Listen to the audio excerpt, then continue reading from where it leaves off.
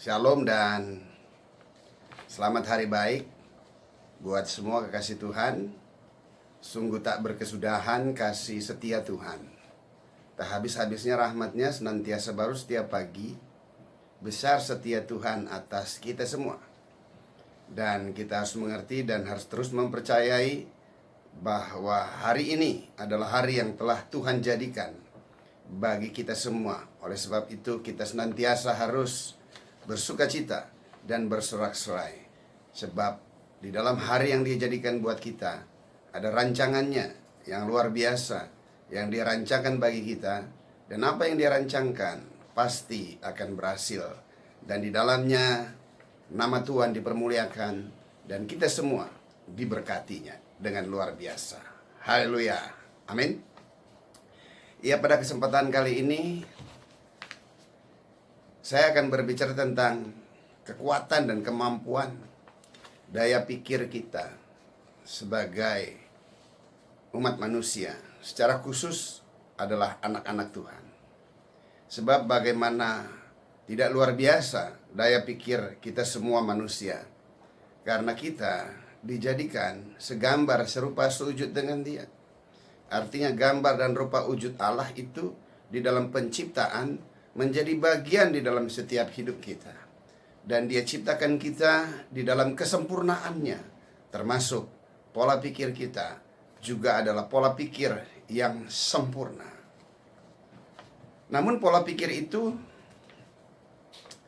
pemikiran kita bisa menjadi masalah jika kita tidak pakai pada tempatnya dan diarahkan kepada siapa dan apa yang harus kita pikirkan. Pemikiran jadi melenceng tiada lagi lain. Karena pada waktu manusia jatuh di dalam dosa, maka akibat dosa manusia mengalami keberpisahan dengan Sang Pencipta itu sendiri. Dan pada waktu manusia mengalami keberpisahan dengan Dia, kemampuan, kekuatan, daya pikir manusia itu tidak hilang. Hanya tidak lagi fokus kepada Dia karena hubungannya sudah rusak dan putus. Sehingga kekuatan, kemampuan, daya pikir itu dipakai untuk hal-hal yang justru membuat manusia semakin jauh dengan Dia. Coba bisa dilihat kekuatan, kemampuan pikiran manusia dalam hal mencipta.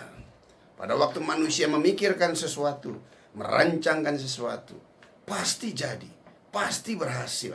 Dari tidak ada menjadi ada.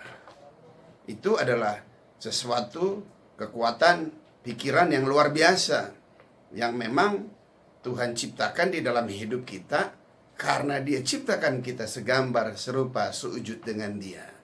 Tetapi apalah artinya semua kekuatan, kemampuan, pikiran yang kita miliki tetapi tidak fokus kepada Dia? Yang ada adalah pemikiran-pemikiran yang justru membuat kita semakin hari semakin hancur.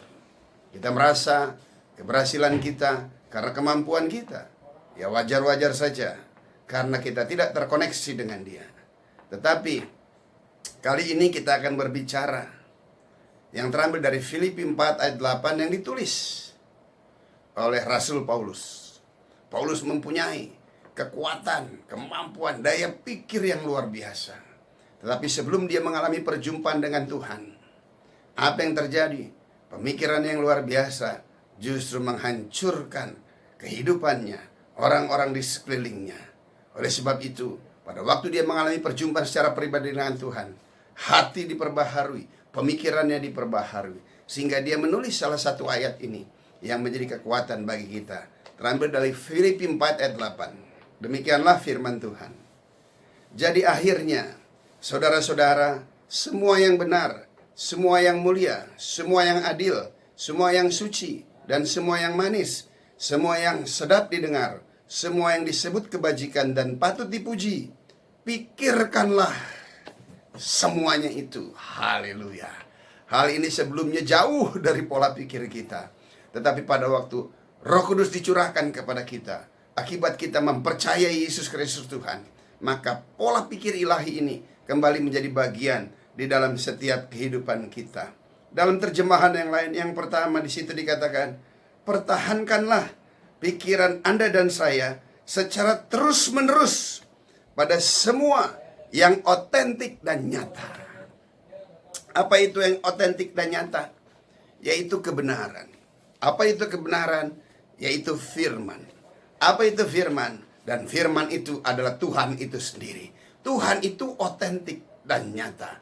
Oleh sebab itu, pada waktu kita berpikir tentang Tuhan, maka kita berpikir tentang kebenaran. Hendaklah orang yang senantiasa menyebut nama Tuhan, senantiasa berpikir dan hidup di dalam kebenaran. Secara terus-menerus. Sebab apa yang dia sudah tempatkan di dalam hidup kita, dia tidak akan pernah mengambilnya kembali. Haleluya. Yang kedua di situ dikatakan, ya, semua yang mulia. Semua yang mulia berbicara tentang apa? Terhormat dan mengagumkan. Siapakah yang tidak menghormati Tuhan? Siapakah yang tidak mengakui keagungan Tuhan serta mengagumkan Tuhan itu sendiri? Kita bisa melihat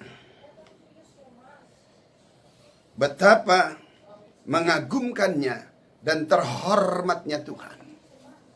Dari hasil karyanya yang mengagumkan, sehingga kita bisa menjadikan dia yang terhormat di dalam setiap hidup kita. Dia telah membenarkan kita, dan setelah dia benarkan kita punya pola pikir yang benar, sehingga pola pikir yang benar bisa diarahkan hanya kepada Yesus Kristus Tuhan. Dan hasil karyanya di dalam kehidupan kita yang dia kerjakan sungguh amat mengagumkan. Dia ubah kita dari lama menjadi baru, dari binasa menuju pada satu hidup yang kekal. Pertolongannya yang mengagumkan di dalam setiap hidup kita, memberikan rasa respek dan hormat kepada dia, sehingga kita bisa naikkan pujian. Ku kagum hormat akan Engkau, Kau Allah yang layak dipuji. Ku kagum akan Engkau. Wah, berikan rasa hormat dan kagum hanya kepada dia, sehingga kehormatan dan kekaguman itu menjadi bagian di dalam setiap kehidupan kita.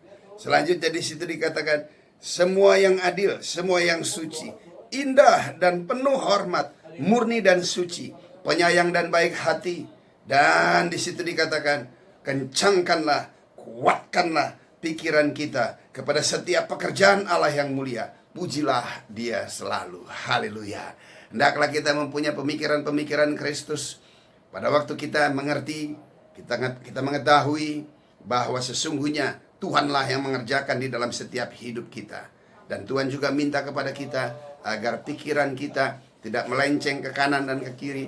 Pemikiran kita hanya fokus kepada dia melalui kebenaran sabda firman Tuhan. Dan hamba berdoa di dalam nama Yesus, kiranya pemikiran Kristus menjadi bagian setiap kita semua. Tidak melenceng ke kanan dan ke kiri.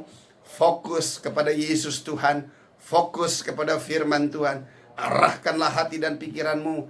Pikiranmu yang kuat akan membentuk sikapmu yang kuat. Pikiranmu yang benar akan membentuk sikapmu benar. Pikiranmu yang benar, hatimu yang benar.